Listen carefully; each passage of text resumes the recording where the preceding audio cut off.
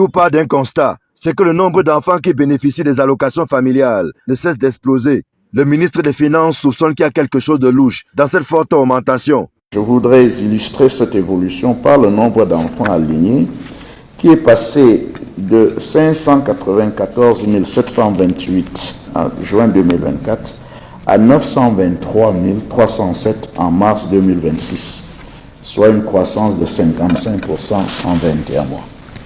C'est-à-dire que nous faisons un peu trop d'enfants. J'aimerais savoir comment on fait. C'est donc pour voir clair et s'assurer de la régularité des allocations familiales qu'un comité interministériel a été créé par le Premier ministre. Il a la lourde mission d'auditer les allocations versées jusqu'ici au personnel de l'État. Justement, le Premier ministre a créé ce comité pour auditer la composante salariale qu'on appelle allocation familiale.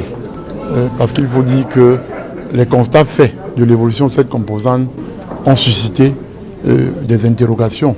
Ce constat a été porté au Premier ministre du gouvernement par le ministre des Finances pour que nous puissions ensemble auditer cette composante salariale pour en estimer la mauvaise qualité.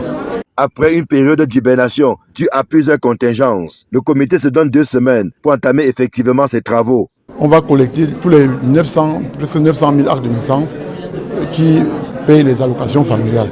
Donc ça commence le 20 juin et on va conduire les opérations jusqu'au 15 août. Maintenant, les actes collectés ne sont pas forcément bons.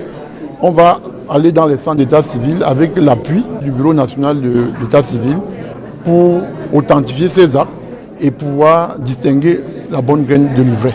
Ce comité interministériel dispose de 24 mois pour déposer sa copie.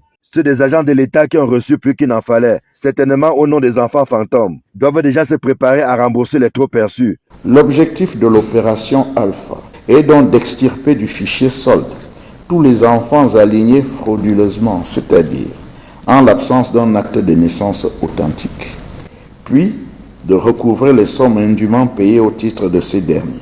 Le gouvernement croit dur comme fer que bien menée, cette opération pourrait non seulement assainir le fichier des bénéficiaires des allocations familiales, mais également garantir une meilleure sécurisation des dépenses de l'État. On attend de voir pour croire.